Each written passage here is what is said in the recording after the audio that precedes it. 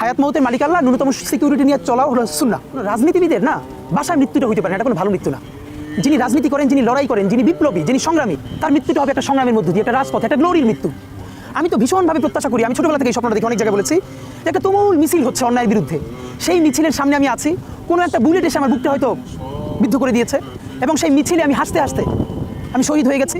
এবং সবাই যখন মৃত্যুটাকে ভীষণ ভয় পায়, আমি তখন হাসতে হাসতে আল্লাহর কাছে ভীষণ সন্তুষ্টি নিয়ে পৌঁছতে চাই যে আমি একটা ন্যূনতম ওই জীবনটা লিড করতে পারলাম, যে আমি একটা ইনসাফের হাসি নিয়ে আমি আমার আল্লাহর কাছে পৌঁছতে চাই।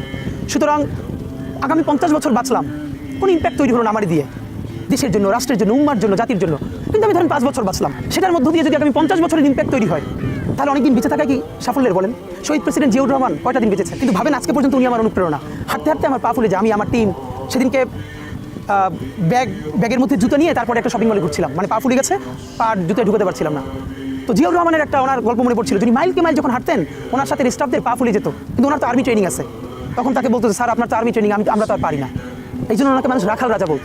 তা আমরাও সারা বাংলাদেশের 56,000 বর্গ মাইলে হাঁটতে চাই, আমরা ইনসাফের চাষাবাদ করতে চাই, একটা স্বাধীন সার্বভৌমত্বের সততার বাংলাদেশ তৈরি করতে চাই। আল্লাহ যে কয়দিন হায়াতে রাখবেন এই লড়াইটা করবো, যেদিন নিয়ে যাবেন আমি স্বপ্ন দেখে যেতে চাই, আমি আমাদের এমন টিম, আমি আমার সন্তানকে রেখে যেতে চাই, আমার মৃত্যুর পরে যেন এই লড়াই বন্ধ না হয়, এই লড়াই যেন বাংলাদেশে কিয়ামত পর্যন্ত জারি থাকে।